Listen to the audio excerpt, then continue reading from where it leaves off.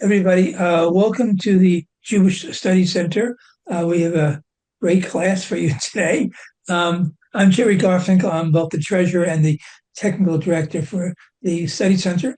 As such, as the treasurer, I want to mention that our classes are free, but we do have expenses like paying for the Zoom. So if you want to give a donation, we would appreciate it.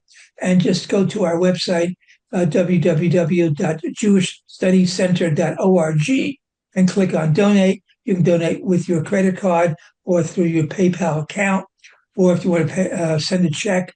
If you click on check, then it'll tell you where to send your check. So that's my treasury duties. As technical director, I want to remind you that this is being recorded, and after the class is over, I will post the recording on YouTube and send an email to everybody with a link to the recording. Right. Also, by the way, the closed captions are on, at least from my point of view, so you can put it on. If you don't see it, you can put it on. And talking about the email going out, also the email going out with the link, we'll put some information on how you can donate to the current Kabbalah Institute, which Jay runs. And he can mention something about that, but donations for that are also encouraged. So I think that's all I'm going to really use. I think most people, Jay, do you want people to be muted? And Yeah, everybody should be muted. If you have okay, questions, then you can yeah, raise your question. hand. But also, we'll have a question period after the lecture, and you can put questions that you'll want to ask in the chat. Is a good place, and then uh, we can take from that or take questions from the floor. And I can stay on after the class ends at 2:15 for more questions and discussion. If that's okay, Cherry, if we have the room. Yeah, that's fine. I was going to explain that. That's good. You explained it. I didn't put you. I didn't put you on spotlight because I wanted to say two or three words about you first. Uh, Jay has written two books about Kabbalah. He has a Monday evening class that people can come to, and there'll be information about how to do that. Also, an email that'll go out after the for the link to the recording. And I want to mention one more thing about Jay. I can mention a lot of things, some of which may be good, some of which may not be. But anyway, one of the interesting things is that Jay first became interested in Kabbalah by taking a Jewish studies into class about Kabbalah. Yeah. So things kind of go round. Okay, so Jay, you can take over now. I'll spotlight you so people can see you, Now, and how I do will. can I change the view for myself to gallery like that? Okay. So, because I like to see everybody. I can't see everyone, just everyone that's on the first Well, screen. you probably see everybody if you want. Well, you can't see everybody at one time, but everybody can see you this way because you're spotlighted. That way, when I tell a joke, I can see if people are smiling or laughing or, Don't expect too much. yeah. And if you like something I say, you can put a thumbs up or use uh the the what do they call it? The tool, the In the bottom of the screen, there's tools. tool Let you can me see, where is it now? show your uh I think it's React. On the react bottom of the screen, it says react. React, and you can put your you know thumbs up That's it. or whatever. Yeah. Yeah, that's fun. Okay. So uh a couple of questions that I'm sure everybody has to start things off that you're wondering about. First of all, what kind of name is McCrensky? So, yeah, that is a Jewish name. It was Medansky, changed to McCrensky in the 1890s when my grandfather's older brothers came to the United States.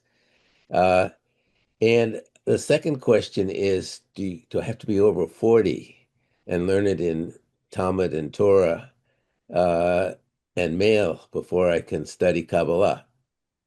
And and we can talk about the source of that uh, prohibition, which caused the loss of Kabbalah as a theology, as a philosophy of Judaism, uh, back in the 18th century.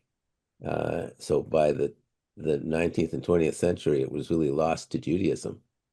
And the Contemporary Kabbalah Institute, as its mission, is to try to revive Kabbalah.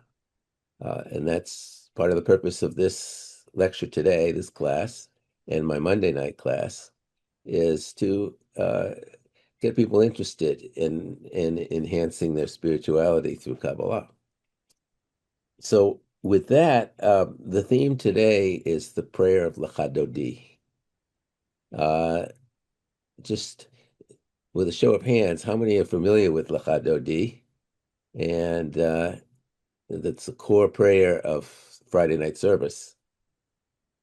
And it's a prayer that is so poorly understood that all of the translations are translations. They really miss the key depth of Lecha Dodi. And but I'm going to do an introduction to Kabbalah as quickly as I can. And it's complicated at first if you have no background in Kabbalah because of the use of Hebrew terms. And I have two handouts that you should print out, all four of the handouts, as we'll be referring to them. So if you have them in front of you and you can take notes on them, that's my advice. Although if you don't, you can certainly use them on your computer online. But one is, well, I'll explain them as we come to them, as we go along. So to start, what is Kabbalah? It's tremendously misunderstood term. It's been capitalized on and commercialized uh, by groups we won't mention here, uh, and it's given a bad reputation and a bad to Kabbalah, to the point that the Contemporary Kabbalah Institute has met resistance from grantors because of the negative image of what Kabbalah is and what it isn't. Uh, it's not the occult. It's not magic. It's not superstition. It was believed to be that after it passed out of popularity, out of use in Judaism. It was mainstream Judaism for 400 years. It was mainstream Jewish thought. And most of what we do in terms of rituals and most of the prayers that stem from Kabbalah. Lecha Dodi is purely Kabbalistic prayer, and really can't adequately, as you'll see tonight, can't adequately be understood unless you understand the symbolism behind it. The anagogies, as they're called, were words that actually means something else on a spiritual level. So we're going to talk about those anagogies. That's a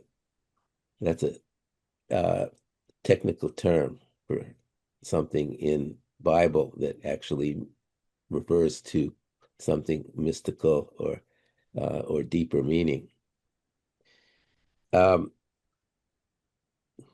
Also called symbolism by Kabbalists, but anagogy is a better name for it. So it's not superstition, magic, or cult, and it's not Jewish mysticism. Kabbalah is a theology of religion, and not just Jewish, but the Christian Kabbalah tradition was far more popular in those years from the 17th, 18th, 19th, and into the 20th and 21st. Well, not so much today, but through the 19th century was more popular in Christianity than in Judaism. Uh, because of the prohibition against teaching of Kabbalah in the 1720s, rabbis of Poland supposedly got together and barred the teaching of Kabbalah. You could still learn Kabbalah, but they barred the teaching of Kabbalah by rabbis because it was too subversive to the Midrashic tradition. And I just wrote a book on that. So I have to correct Jerry. I've written a third book that's yet to be published, but it's available if you send me emails. I can in PDF format. So Kabbalah is a theology of Judaism. It's a theology of not so much of God outside of us, but God flowing into us, of receiving potencies of the divine. So we pray as Kabbalists, we would pray to God flowing in as opposed to God out there. The fundamental concept of Kabbalah is that God is unknowable. The divine source of this emanation is unknowable. So it begs the question of belief in God. That's irrelevant to Kabbalists. You feel God. You feel spiritual. You see how this became a core of Judaism for hundreds of years. We, in the Kabbalah class that I do on Monday nights, that if you take this class and stay to the end, you'll be qualified to come into the advanced class on Monday nights. But we've been studying Ben Sira, which I recently discovered with the Hebrew version, which was thought only to exist in Greek, and it was not canonized probably for that reason, because it was only in Greek. It was thought to be written in Greek originally, but it was written in Hebrew 200 years before the Common Era. And so it's quite ancient and it's quite Kabbalistic. It's about wisdom and God, the divine, flowing wisdom into we human beings as a force of God, as a part of God. That's the core of Kabbalah. But there's more than just wisdom. It's 10 of these channels of flowing and channels of receiving called 10 Sefirot from the Hebrew root Samach Pei Resh, for book, for telling, the Saper, for reading, and for counting. It's all the same root. So it's a root for knowledge, and it's also from the Greek sphere, which is in Greek philosophy, Neoplatonic philosophy, really introduced this concept of the divine and the gods flowing into the world and creation through emanation from these divine sources. Kabbalists built on that and developed this whole complexity that I believe really goes back to biblical times, and Ben Sira proves that, as do Dead Sea Scrolls and Psalms, Proverbs, Song of Songs, all has deeper meaning given this understanding of Kabbalah. But what really has deeper hidden meaning is Torah. And the Zohar, the greatest work of Kabbalah, is actually a work edited in the 13th century, but developed over, scholars believe today, over maybe several centuries, from the 11th, 12th century.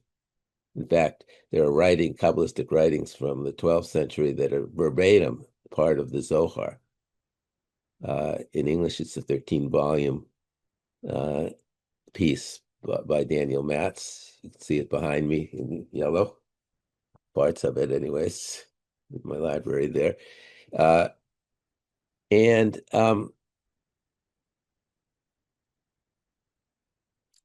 so Kabbalah is about receiving these divine emanations. And why do we receive them? What are the themes of the Zohar? there are four basic themes.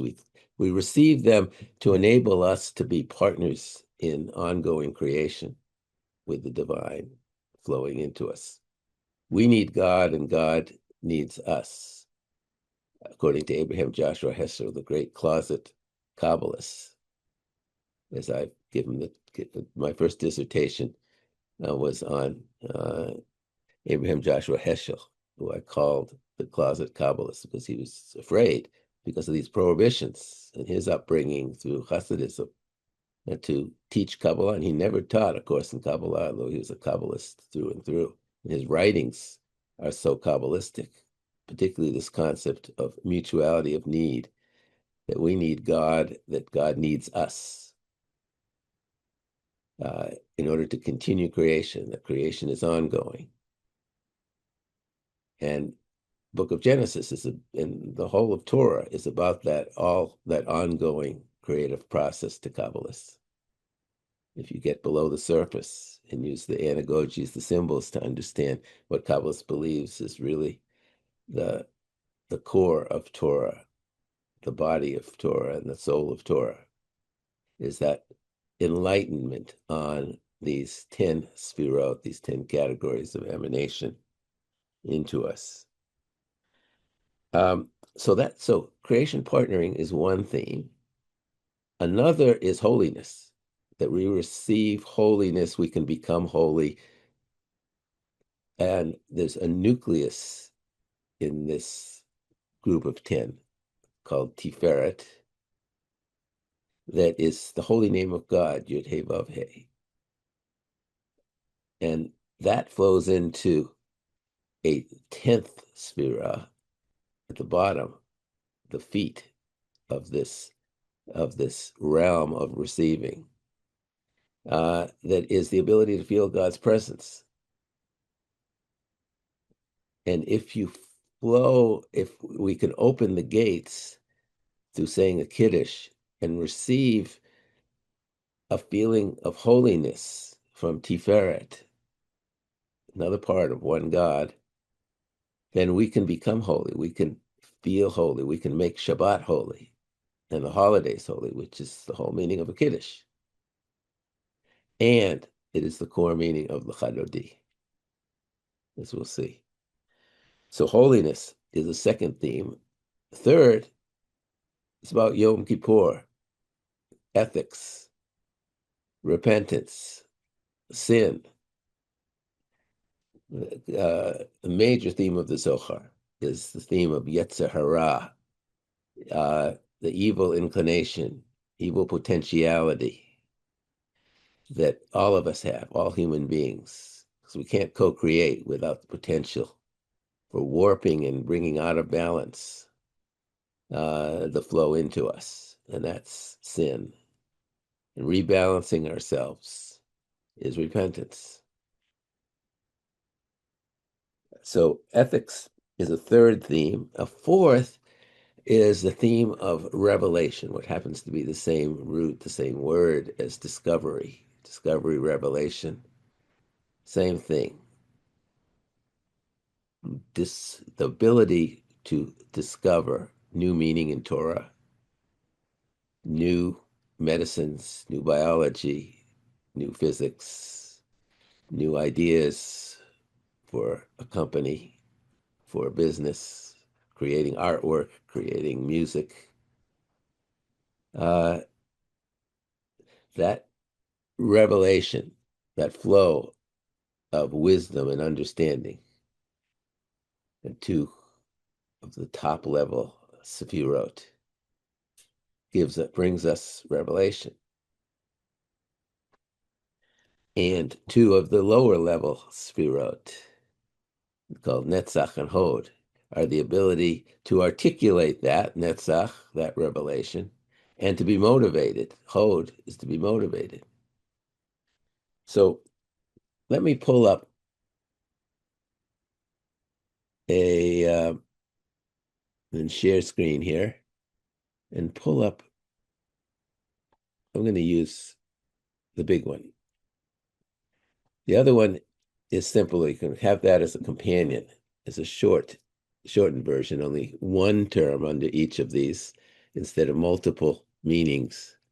But I want to talk about the multiplicity of meaning in each of these 10 sfirot. See, there's 10 of them. Everybody have this in color? Black and white also works, but the colors are symbolic. They're anagogis for the sfirot themselves, as our forefathers, as our names of God, and about 20 other categories, which I'll get into later. But Keter is the unknowable source itself, called Ein Sof, without end, the infinite. Because that's all you can know is it's infinite and that it cannot not emanate. But we can't know it. That's why it's black in color. The first emanation out of Keter is wisdom. That's what Ben Sira talked about. That's what Proverbs is all about, is wisdom, that we receive wisdom, which is broader than just being wise. It's imagination, it's insight. It's being able to see the whole picture, see a whole problem, bring something that's amorphous. It's called a fast-flowing stream by the Zohar that flows into, from the right side of the brain into the left side of the brain, called Bina, understanding. Probably better defined as intelligence. If wisdom and intelligence are not the same thing. Bina is to know how to build something. Same root, Bina and building. Lebanot, very similar words, not exactly the same root, but similar. And the Zohar builds on that similarity. That we, in order to co-create, we need to know how to build, but we need wisdom in order to really gestate this sea of ideas, of information. So it's called the sea. It's called the upper mother. It's called Adonai Eloheinu. So when you pray, Baruch atah Adonai Eloheinu, you're praying to Bina, the upper mother, that gestates and then enables the flow of the 7 streams that come out of this. Zohar is very poetic, very metaphoric. And the first stream that's coming out is kindness, compassion, goodness, called chesed, kindness. Try to learn these names. So often, without thinking, refer to the Hebrew names. But in a little bit, you'll get used to it. Once you understand the Hebrew names, you'll be able to understand what's going on in the Monday night class. So chesed is empathy, altruism, unselfishness, everything good that we bring into the world that we need in creation as co-creators. Gevura is the power of co-creation. The money, the resource sources, Torah right now in the cycle of the year is talking a good deal about Gevura of power, as Jacob builds wealth, as Isaac built wealth. Isaac is the forefather of Gevura. And Abraham is the forefather of Chesed. And then Tiferet modulates between the two. Tiferet is what I mentioned earlier as holiness. Holiness is really the core of it. Holiness means balance, equilibrium, oneness, harmony, homeostasis. That's holiness. It balances the left and the right side. Notice there are 3 columns here. And the center of all of this is this nucleus called holiness. The right side is wisdom and compassion. And a third one that I also mentioned earlier, principles and values, called Netzach, what's everlasting, Netzach, Netzachim. is what are our values, our principles, our ability to have ethics, and most importantly, our ability to have a purpose in life, a mission. It's the meaning of life, is netzach. We take wisdom, we combine it with intelligence, we add kindness and goodness, we add power, we add holiness to it, and we can articulate the revelation from it as netzach. But netzach needs its companion, which is hod. According to Gikatia, it's not to majesty, the literal meaning of hod, but hod is hoda'ah, gratefulness. And gratefulness is the most important of motivating emotion. The gratefulness for the presence of God, for the Sabbath bride, as we'll learn. That feeling of gratefulness, of joy, that some of the verses of Lecha Dodi talk about, is really about hod and netzach. And then you flow into number 9, the 7th one out of Bina, 1, 2, 3, 4, 5, 6, 7, which represents the 7 days of the week. Did I make that too small? So Malchut is the Shekhinah, is the Sabbath itself, is the Shekhinah. One thing about the anagogies and the symbolism is, as I learned from my teacher, Professor Shimon Shokek,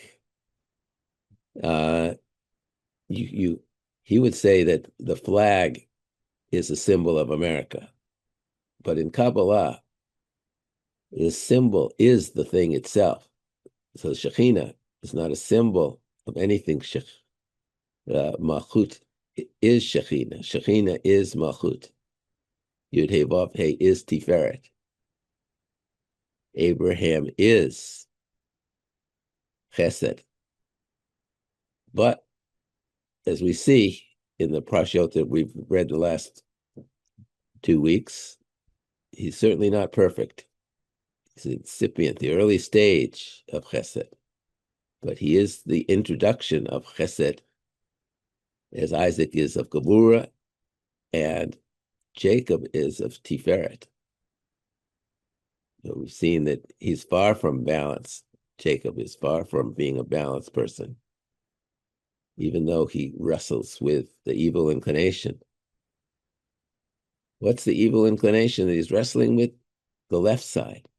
Because understanding without wisdom, power without compassion and altruism, and emotion without principles and purpose has the potential for evil. And that's where the ethics theme comes in. So there's the 10 Sefirot. Now, if you pull out the multi-page, if you've printed the multi-page document there, which is the basis of 40 years of academic work on my part, and I'm just publishing it now in my forthcoming book. This is what we call the esoteric Kabbalistic symbolism glossary. So it's built on a number of similar glossaries, but much shorter, from one from the 13th century, from Gikatia, and one from the 16th century, from the 16th century Kabbalists, and then a lot from my own study and from our class study on Zohar, actually, because the Zohar itself defines most of these sefirot, these anagogies. So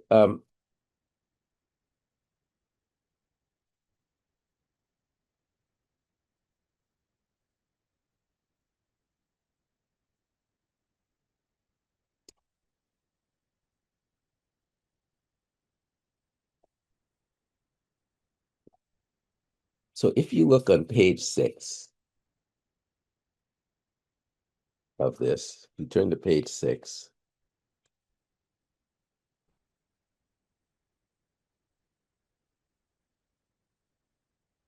you have there listed divinity names, all of these divinity names of the different sefirot.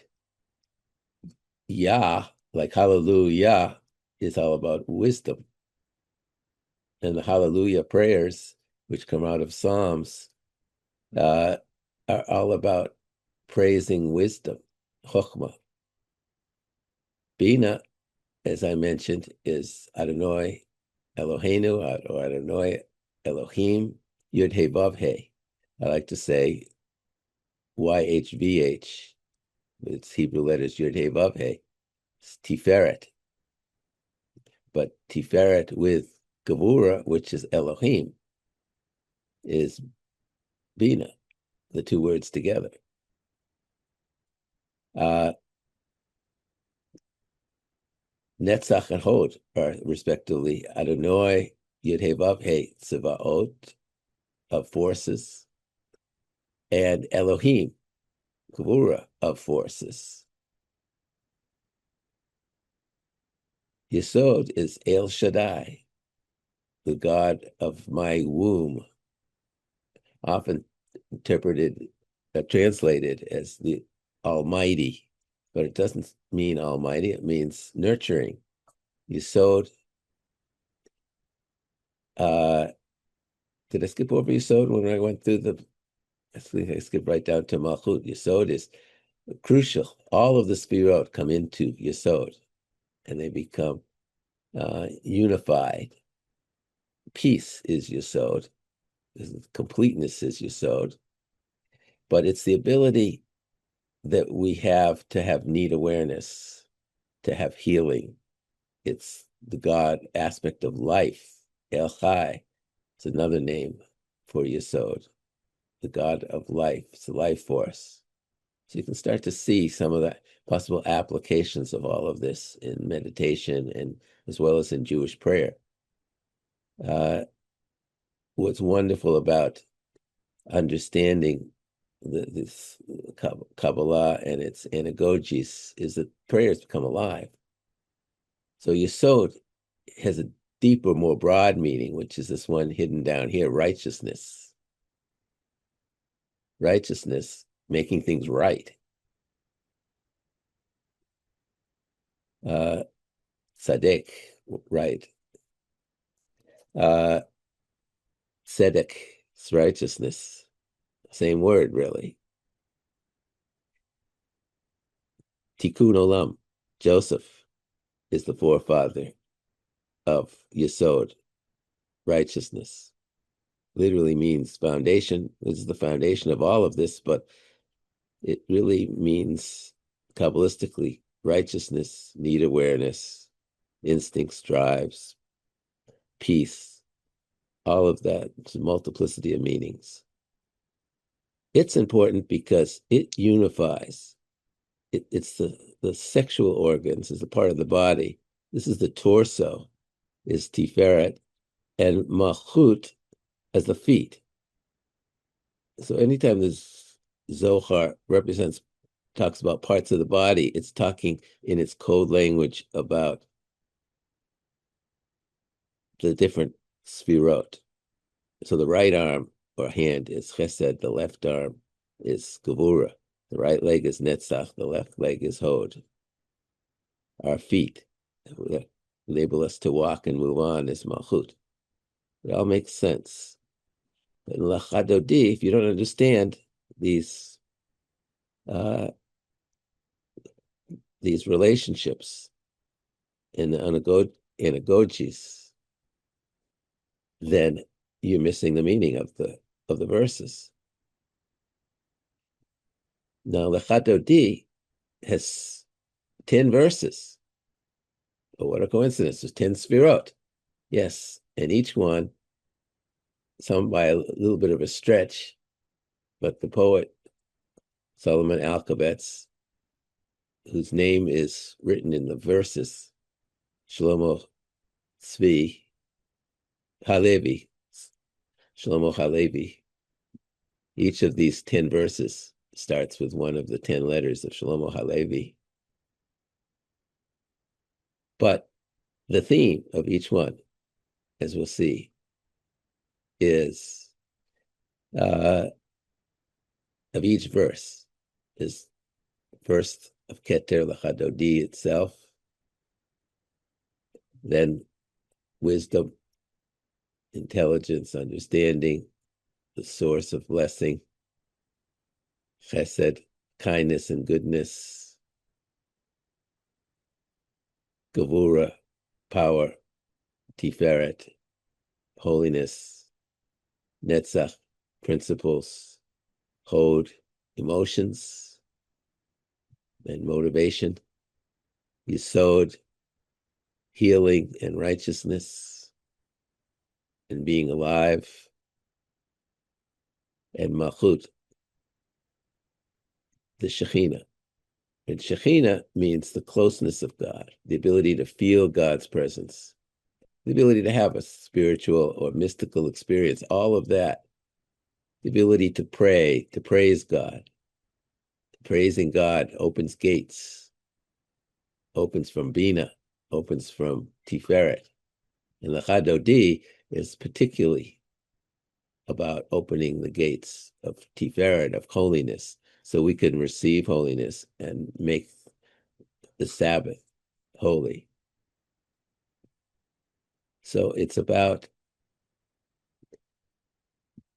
not has been misunderstood. It's not about welcoming the Sabbath bride. It's welcoming the Shekhinah, the Sphira of Malchut. And then everything makes sense.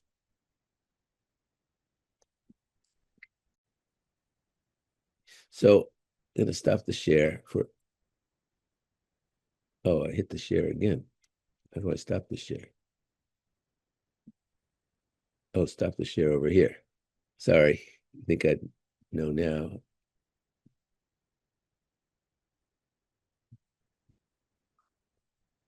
Having trouble getting back.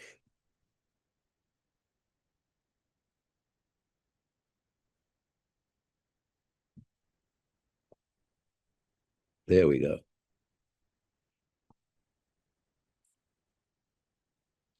So let me talk a little bit about Shabbat. We're pretty much on time.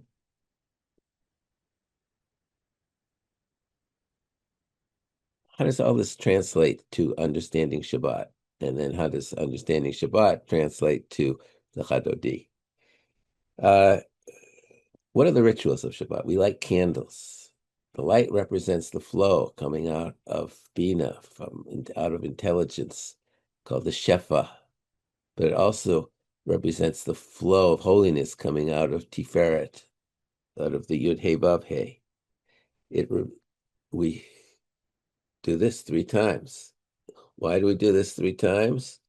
Because that's what our grandmother did. That's what our mother did. And we rising up through the ladder of the Sfirot as we do 3 times, and we cover our eyes, and we could feel the warmth, the heat, the flow of holiness coming in as we say the blessing on Shabbat. And then there's 2 candlesticks, because 2 of anything is Netzach and Hod. 2 pillars, they're called.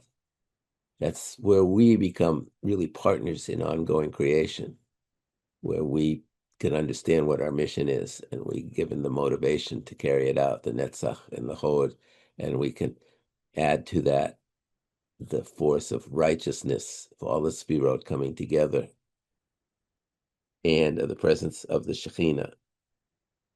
With those 2 candlesticks, Netzach and Hod, are what's holding up the light, channeling the light, controlling the light.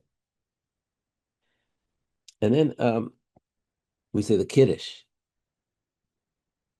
And I have it here.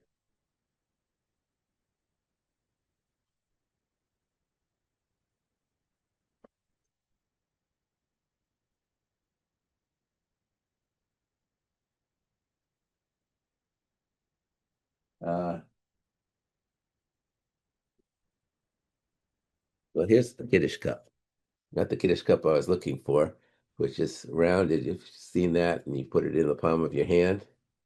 But whether it has a stem or not, the Zohar teaches about holding the Kiddush cup like this, because all of these fingers represent the five sefirot around.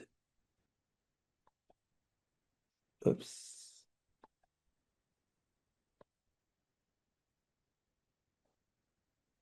See, five sefirot around Tiferet. And the palm of your hand is Tiferet, that's balancing. It's balance and equilibrium as well as holiness. It's balancing the cup. And each of the five fingers represents Chesed, Gevura, Netzach, Hod, and Yesod.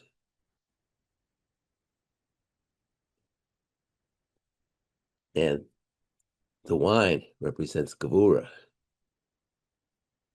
And the cup itself represents the Shekhinah, Malchut. Shekhinah, Malchut, same thing. The ability to feel God's presence is in that cup. So you see how even saying the Kiddush can become a very spiritual and holy exercise. What's the Kiddush do? It opens the gates of Tiferet for holiness to flow in. The wine gives the power that we need to open gates and experience the flow. Wine is red. Some congregations, like a Reformed congregation locally here, insist on using white wine because they're afraid they're going to stain the carpet. So it should be red wine because it opens gates. White, we wear white on Yom Kippur to bring out the chesed of God. We wear white kittel. I'm wearing a white kippah to remind myself of chesed. So, stop share.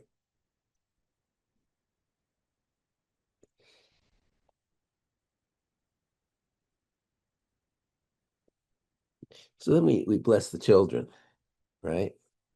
And often you use a shin like this, Kabbalistically. Shin is Shaddai, which is Yesod, which is blessing, health, and sustenance. But the blessing is with mentions Ephraim and Manasseh for the sons, and Sarah, Rivka, Leah, and Rachel for the daughters. And Ephraim and Manasseh represent Netzach and Hod, principles and emotions. Those two, seventh and eighth Sfirot. And the four mothers represent respectively. Sarah is Hod, Rivka is Netzach, Leah is Bina, the upper mother, the lower mother is Rachel, Shekhinah, Rachel. So you're drawing the forces of these Sfirot into your children, coming through your arms and into your children. You're becoming a channel yourself of blessing.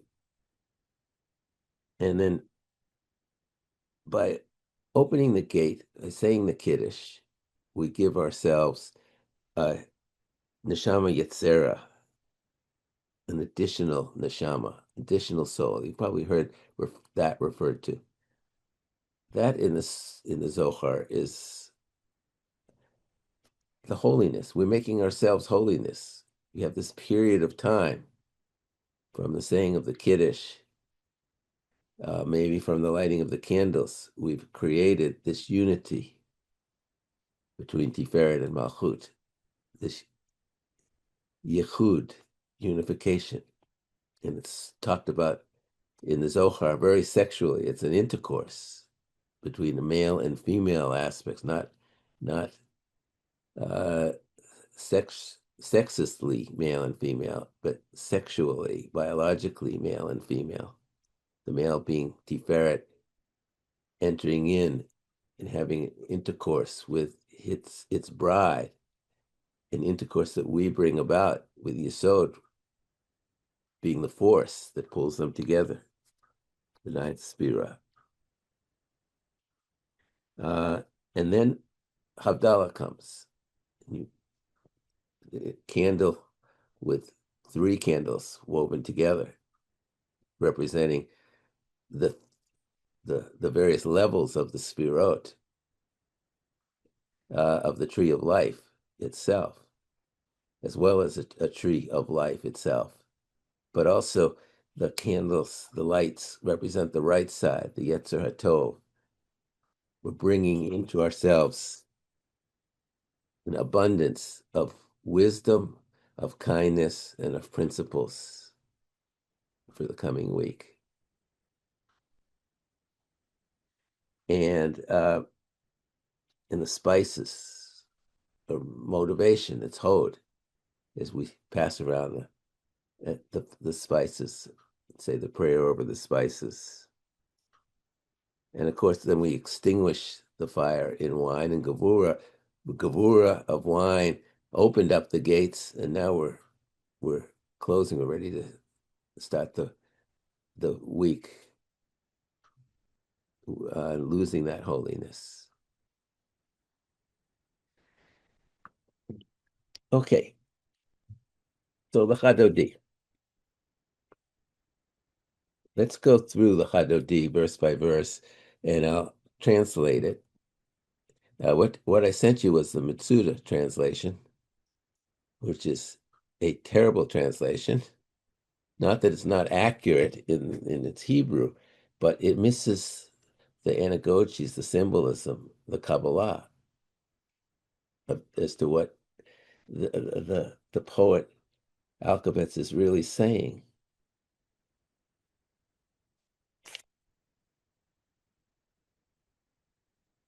Let me pull that down.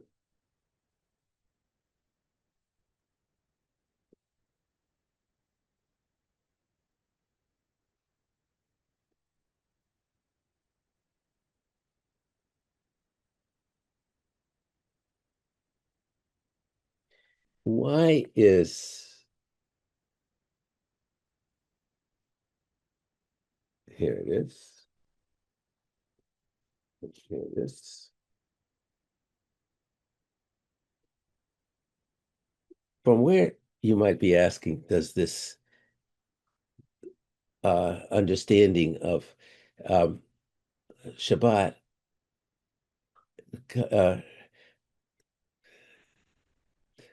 come from? That Shabbat is a marriage between holiness and our ability to receive holiness. Is anybody wondering where that comes from?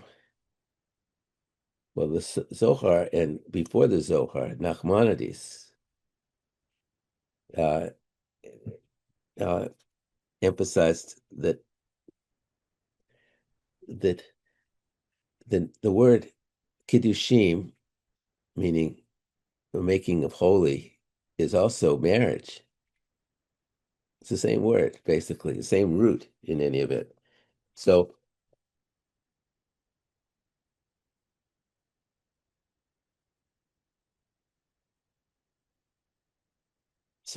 in Bereshit 2, chapter 2, verse 3,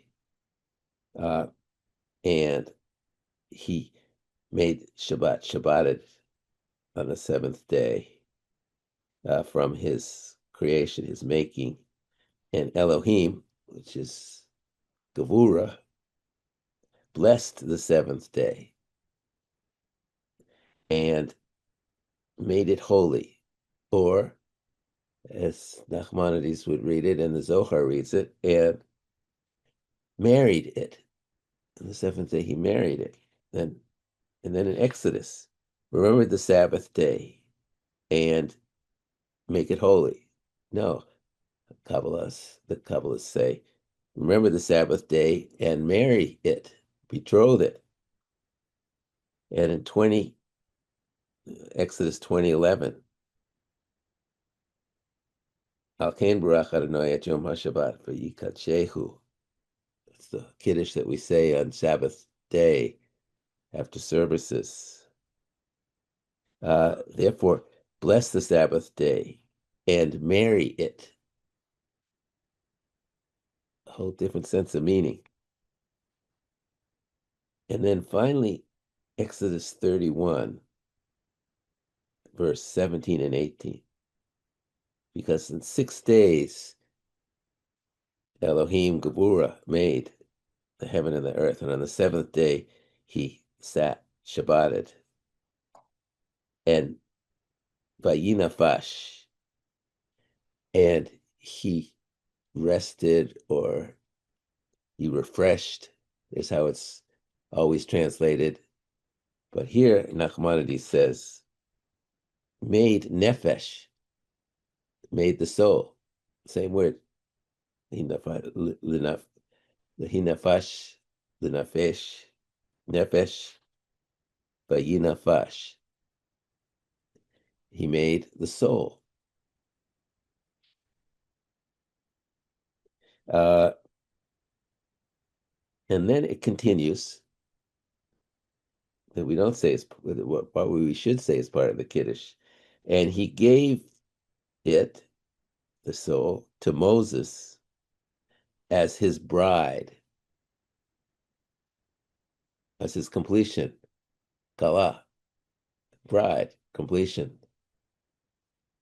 Same root, same word. To speak with him. And speaking is an anagogy, a symbol throughout the Zohar for Netzach. That's where we can articulate revelation, is when we can speak it. We could, the mouth is Shekhinah, but speaking words, the Daber, Devarim, words, that's concrete. When we can put something into words, we're experiencing the part of God that is our Netzach. So why is that important? Because now we're going to get really into the depth of Lecha Dodi.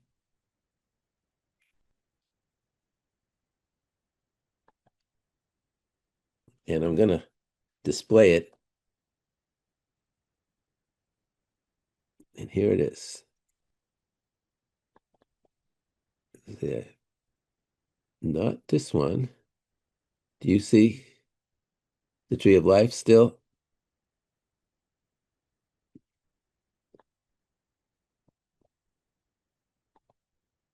We Here's see the Lecha. printed stuff, Jay. Do you see the Lecha Dodi now?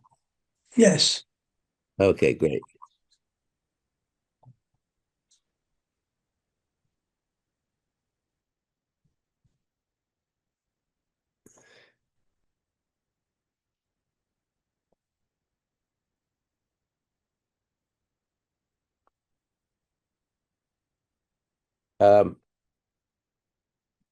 So as we go through this, if Jerry, if either you or James, perhaps if you make him a co-host, uh, can you move this down and up?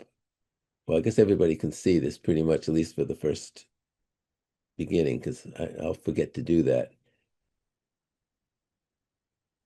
I don't think as co-hosts we can change It's mine. your screen share. Yeah. You have to do that yourself, I believe. I did make James a co-host. I'm in the process of doing it at least. Okay. So, Lecha Dodi Likrat Kala, Pnei Shabbat Ni Kabbalah. It's beautiful. It gives me shivers every time I sing that. Go forth, my beloved, to call your bride, the Shekhinah. Because Pnei, the face of Shabbat, we must receive Nikabbalah. The Kabbalah is what this is all about, receiving. We must receive the presence of Shabbat. It starts with that core theme.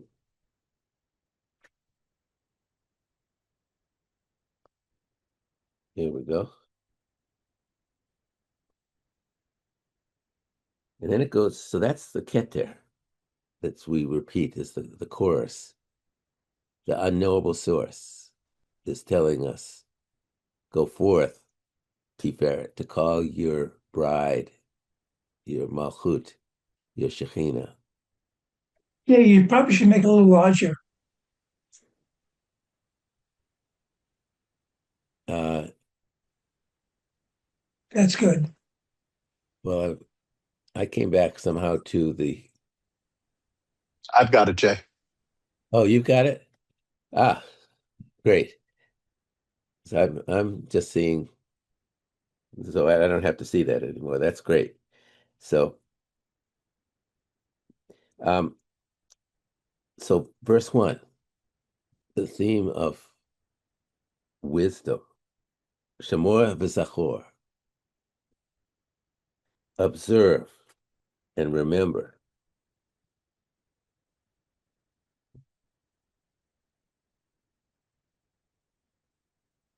Guard or observe, same word, Shamor, and remember. Well, remembering is part of Bina, and guarding and preserving, that's the wisdom. This is the Chokhmah that you're bringing into Bina in one word, in one unity, bringing those two together enable us to draw down revelation. The uniting God made us here. You can follow along in the English and see how different my translation is with the Kabbalistic underlying meaning. So God and remember in one word, the special or uniting God. Miyuchad means special, but Yichud means making Yichud, unity, oneness, the making of oneness.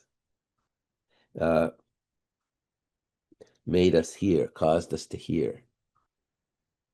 And hearing, like Shema Yisrael, Hear O Israel, is the spira of Netzach.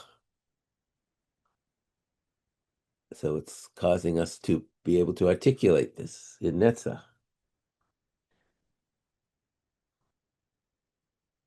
Yud He Vav He, Tiferet is one, and his name, and Hashem in the Zohar can be a substitute for Tiferet, but mostly it represents Malchut.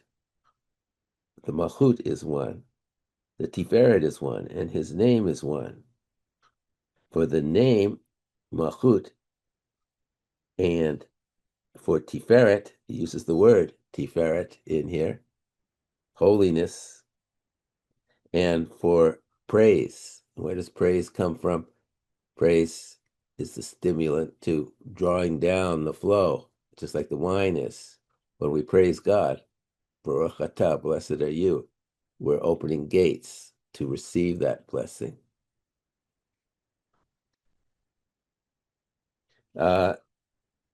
Third verse. So that's Chokhmah, Bina, understanding, intelligence. To call Shabbat, meaning Shekhinah, to call the Shekhinah, go forth, and we shall go to her. For she is the source of blessing. The source of blessing, every Kabbalist would know. Remember, the Zohar is written to each other. It's not written as a treatise on Kabbalah. It's written in this code language that's used to decode the Torah, the anagogies. So she is the source of blessing is Bina. From the head, Chokmah and Bina, and before Keter, before the head is the unknowable, and it poured forth from Bina. And from before is the Ein Sof. It's the end of the act of creation. In thought, a beginning. The end of the act of creation is Bina. Bereshit bara Elohim.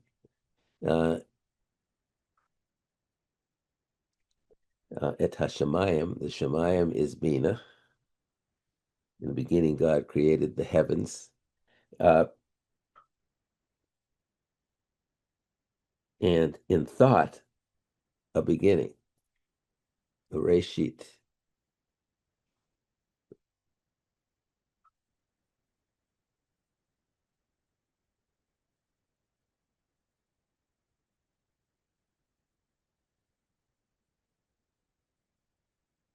Hila. Then we go back to the verse. Mikdash Melech Ir Melucha. A temple of a Melech, a king. A city of Malchut. Malchut, yeah, a city of Malchut. And Jerusalem is often called the Shekhinah itself. Get up, leave from the midst of the upheaval of the 7 days of the week, 6 days of the week. Get up, leave. For too long have you sat in a valley of crying, of weeping, and he will bestow upon you chesed, pity, compassion. So you see the theme woven in there, chesed.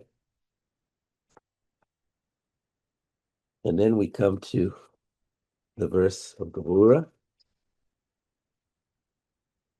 Now we could do a whole 6 or 12-week course in college course on just this poem, but running through it fast to give you an idea.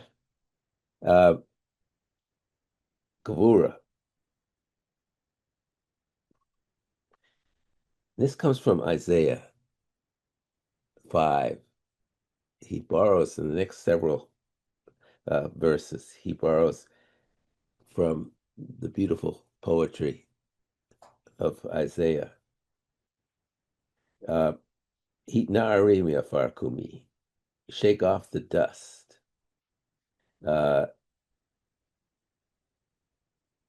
Heat na'ari, though, is an interesting word because it's na'ar is a youth. It's almost saying, give youthfulness, give energy from the dust. Get up from the dust with energy. Well, that's Gevurah. That's what gives us the power to get up and do something. So it's drawing Gevurah. Livshi b'gdei tiferet ami. Again, tifertech ami. Dress yourself in the clothing of your tiferet. Now we know what tiferet means. It means holiness of your people, of the holiness of your people. Shekhinah, dress yourself in the holiness of your people. It makes sense. Ayad ben Yishai beit halachmi. Well, that's the son of Yishai, the Bethlehemite, is, of course, the ancestor of David, of the Mashiach. So it's a reference to the Mashiach, the Messianic age,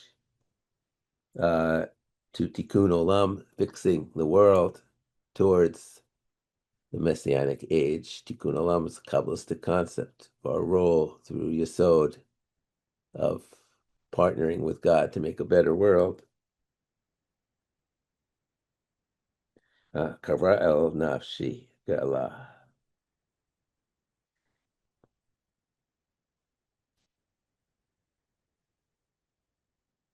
Draw near to my soul and redeem it. call a drawing of Elohim, of Gevurah. So then the verse of Tiferet, and this is from Isaiah 51. And these are all specifically Haftorahs.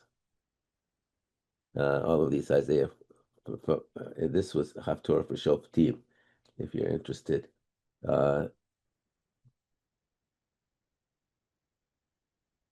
And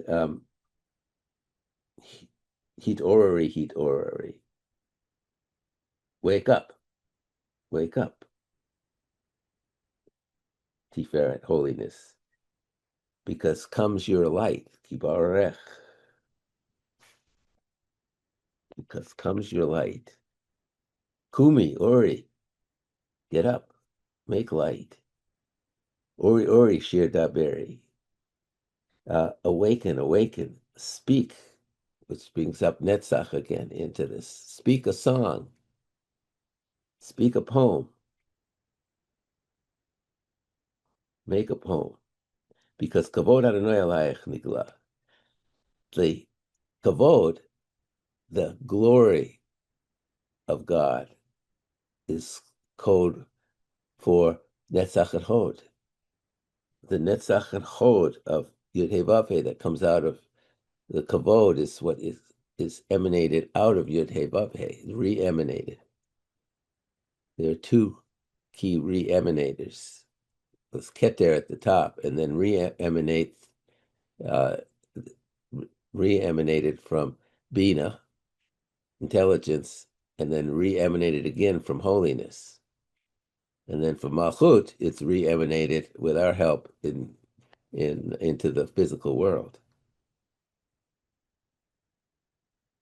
Kavod Adonai Alayich is upon us to discover. It's upon us to discover the Netzach and the Hod in the world. See how understanding what the poet's really saying is just changes the whole meaning of this. Lo tavoshi v'lo tekalmi. Don't be ashamed or confused. It says humiliated. No, it's not talking about humiliation at all. This is the spira of Netzach now, of principles, values, of mission, purpose. Lo tavoshi. Don't be ashamed about your mission, your purpose, and don't be confused on how you implement it. Ma tishtochachi uma tichami. Why are you bowed down? Why do you moan, Shekhinah? Why do you bow down? Why do you moan? It's time for you to rise up. And the city in you will take refuge of the poor of my people. Or, alternatively translated, in you is the connection to the poor of my people. Vayechasu aniyei ami. Yechasu is the connection. In you, the Shekhinah is the connection to helping the poor of my people. And the city will be built on its ancient site. Yeah, that's the Tikkun Olam, to rebuild the city, rebuild the world. At the time of the Mashiach, everyone will be perfect. The world will be in perfect balance of Tiferet. And then, Jay, sorry to interrupt, but it's about almost 2:15 now. You can go on for forever if you want, but people you may want to address some of the cat questions and things if you want to. okay. People may be leaving around now. No. Yeah, that's fine if people need to leave. Do you want me to complete the next couple of verses? Or So it's up to you, Jay. But I'm just telling you that it's almost time for the theoretical end. Yeah, You can go on, but that I'm just, okay, and I'm then just we'll informing you. open it up to a few questions. So I'll just go through this very quickly then. And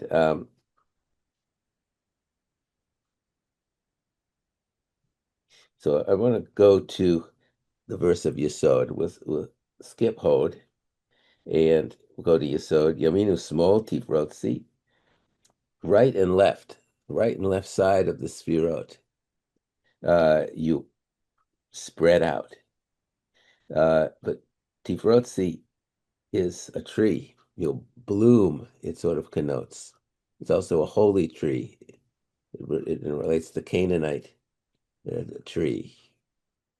There is, Jerry put up the tree of Tavrotzi, of the Jewish Study Center's tree of learning. Ve'eradonai ta'aritzi. Ta'aritzi is the tree. Al Yad Ish Pen Partzi, on the side of or close to the Messiah. Nishmacha benagila, and you will rejoice and exult. And then finally, the last verse. We've reached Malchut. We stand up. We turn to the back of the sanctuary. Why do we turn to the back of the sanctuary? And I've had this argument with rabbis who explain you're letting in the Sabbath bride. No, wrong. You're looking to the west at the setting sun, as they did in Sfat when Alkabetz wrote this, and all of the Jews would come out on the hills and face the west to Mt Meron, where the Zohar was by tale, written and composed by Shimon Bar Yochai and his son Elazar. And there the sun is setting on this what looks like a reclining woman that, if you've been to Sfat, it's a beautiful ridge. You see the two ridges of the legs and the woman lying on her side, and the breasts of the woman of two smaller hills. It really looks like a reclining woman. And Boi b'shalom ateret ba'ala, come in peace, the crown, which is the crown, not Keter, but the crown meaning the Malchut, the Shekhinah of her husband. Gam b'simcha, gam b'tzahala. In rejoicing and in happiness. Hod, with Hod, motivation. Toch emunayam segula, within the faith. Again, word for Shekhinah is faith of a chosen people, of a treasured people. And then you see the congregation bow twice. Boi kala, boi kala. Come bride, come bride. Why do we bow in Judaism to Kabbalists? We don't bow to worship. We bow to receive. Boi kala, you're receiving the bride, receiving the bride. Boi kala, boi kala. If you do this right, you can really feel the flow coming in through the crown of your head and down through your whole body. So that completes my lecture. Thank you for the applause, those of you who are applauding. So I want to open it for questions, as Jerry said. So I was right on time, but Jerry, you took 3 minutes to say to tell me I was late.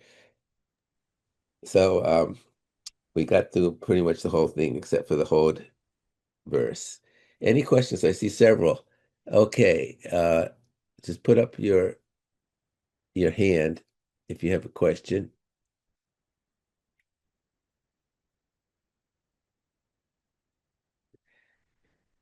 Yeah, and We covered everything that was in the chat itself, Jay. So any questions you have left will be the live questions. okay. You got one from Zippy, for example. Zippy, yeah, I see. Zippy, what's your question? You need to unmute. There you go, Zippy. You're unmuted.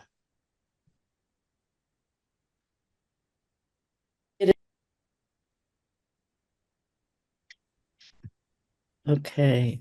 Okay, I got it. Yeah. The word kadosh, Yeah, you used holiness.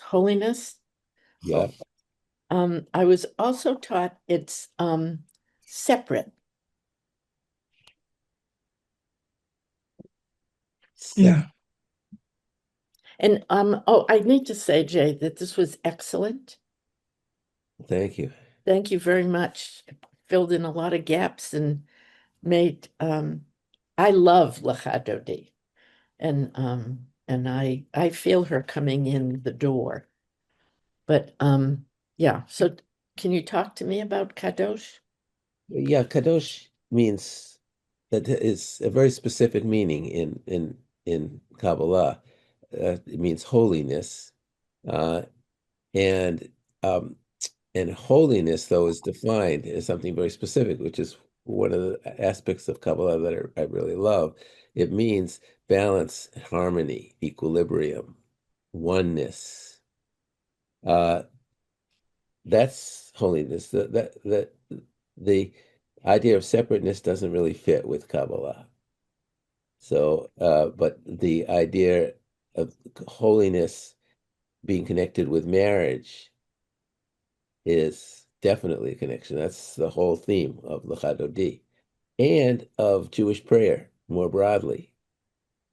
We in Kabbalah, the Shema, in several places that we've studied in our Monday class, studying the Shema, it's described how the Shema, reciting the Shema, meditating on it with kavanah, with intention and focus, brings about this marriage, just like Lecha Dodi.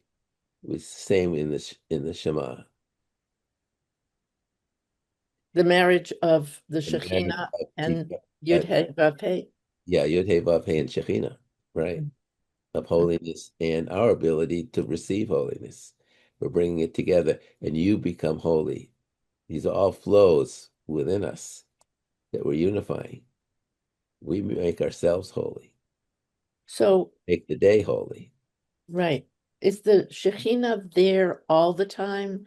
And Hashem is there all the time? We're just awakening to that marriage.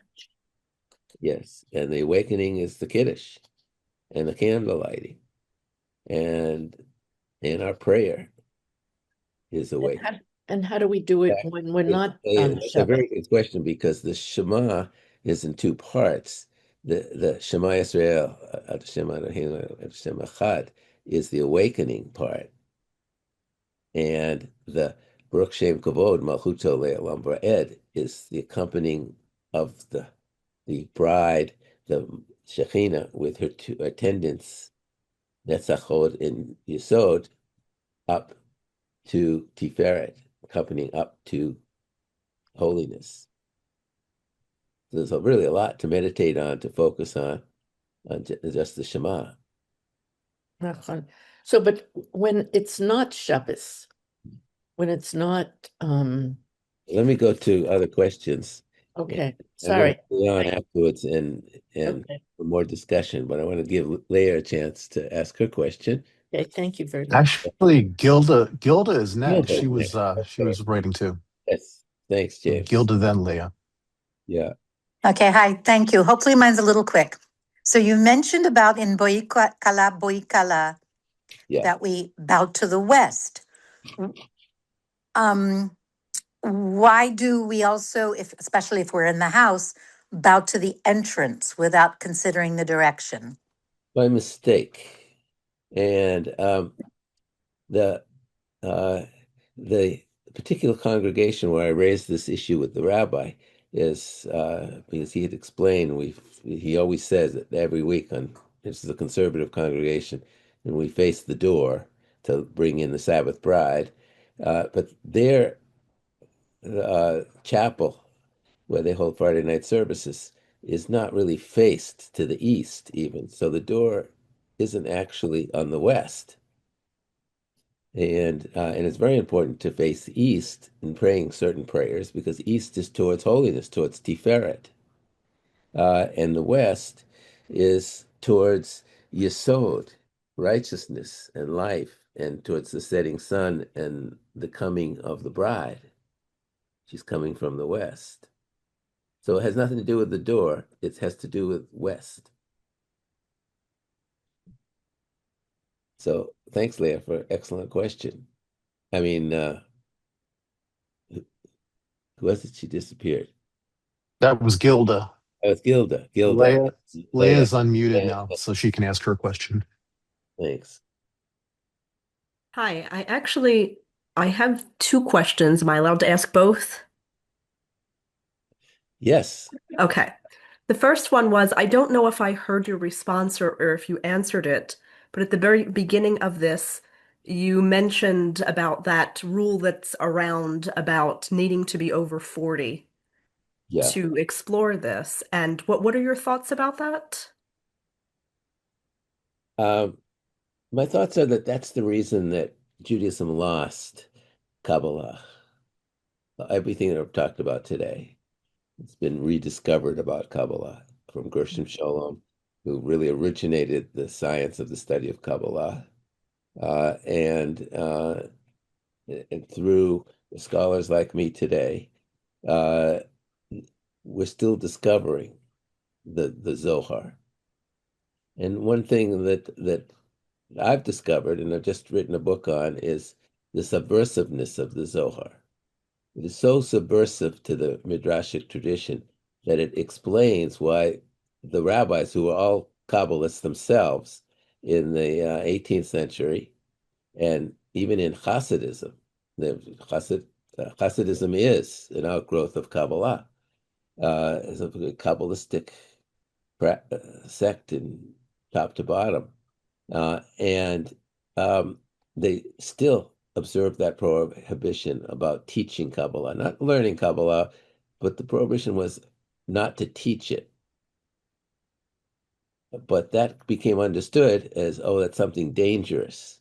And then it became from there corrupted to, well, Kabbalah is something we don't understand because nobody understood it. Nobody could teach it anymore. In yeshivas, rabbis were being ordained in Orthodox, Haredi, and and Hasidic yeshivas, and they knew nothing about Kabbalah, and there was no course in Hebrew Union College or Jewish Theological Seminary or Yeshiva University on Kabbalah. So it became lost within a generation, the meaning of most of what we do. So it's a great question. Yeah, and what's your second question? My second question was actually CP. I had was along what she wanted to ask, which Yeah. is on the other 6 days of the week, what are those practices that we can engage in to also access these energies? Well, all the rituals of Judaism, from when you get up in the morning to and Modani lifanecha melachai v'kayam. I'm grateful to you. Gratefulness is hod. The first thing we say in the morning, I'm grateful to you. I don't know, for and you can stop and feel the flow coming into your left leg of gratefulness, because that's part of the body associated with hod, hoda'ah. So, and then from there, every time you say a blessing, in Hasidism, you think about the spirah that's involved with that. If you're saying blessing over bread, well, that's over chesed, because bread represents chesed. And throughout the day, you can focus on the flow coming into you. So it's an all-day opportunity. And we explore some of these things in the Monday night class, right? Especially around the holidays, what the Kabbalistic meaning is of each holiday. Okay, thank you. Any other questions or discussion? Yes, Lynn. There we go. Okay. I just wondered, I think that how we sing it also affects how we use it, how we experience it.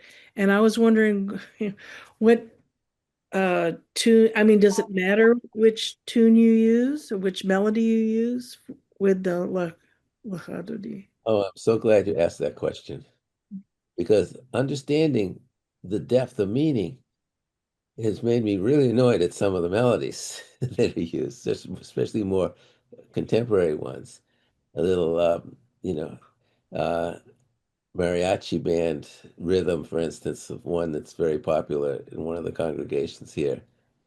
Uh, and uh, and I like some of the more traditional ones, like Lecha Dodi, Likrat Kahala. You can put so much feeling into that, especially if you know what you're singing about and you feel the Shekhinah. So that's a great question. Some of the tunes are much more conducive to just feeling the flow coming into you and feeling that you're effecting this merger, this unification of Tiferet and Malchut. Okay. Thank you. Great question. So if anybody has questions, use the raise hand uh, button down under reactions.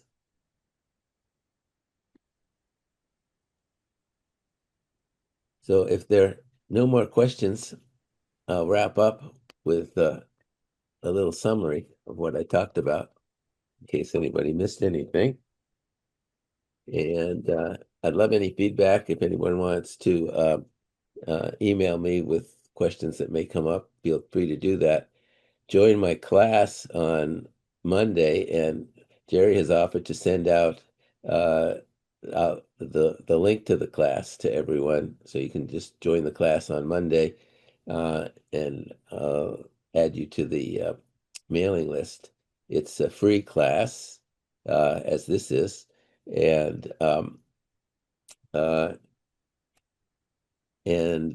but donations are always welcome to the both the Jewish Study Center for today and to the Contemporary Kabbalah Institute to give us some funds to work with. And in the Monday class, we talk about the Parshat of Shavua, of the recent past Shabbat, and what it means Kabbalistically. And then we study Zohar on that. And then we have a guided meditation. And we also, if there's something relevant to the parsha, a particular prayer, we'll study similar to the way we did Lecha Dodi, that particular psalm. Psalms are often referenced. They're so Kabbalistic in the Zohar. And then we'll study what that psalm means, or parts of that psalm. So that's what the class consists of. Thank you, Jay. So People had very good questions, but even better comments.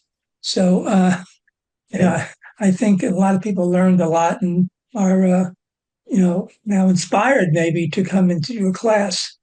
This is the last class of the calendar year for the Jewish Study Center. In January, we have a number of classes scheduled. So far, the scheduled ones are sort of chronologically a long distance from the beginning of Hebrew printing in the 15th century and to the most modern times, the history of the Jewish justices on the Supreme Court, U.S. Supreme Court. So from 15th century to the 21st century. Interesting. So you all will get notices about new classes and other classes will be coming up also. And Hanukkah Sameach, everyone. There will be a Hanukkah party at the Jewish Military Museum on, I think, the 17th. You can notice about that also. The Study Center is a co-sponsor of that, and Jay's band is going to be playing there. So you'll get more information about that. Was it 17th, Jay? I forget. I think so. 17th, I think. Yeah. Yeah. So hopefully we'll see a lot of you again in person. That's in person. That's not Zoom. That's in person at the Military Museum, which is on R Street, I think. Anyway, you all get information about it. And Happy Hanukkah, Hanukkah Sameach, and Happy New Year as it comes up. And thank you again, Jay. And the information in the email that comes out with the link to the recording will tell you how to contribute to the Contemporary Kabbalah Institute and some other information also. Okay.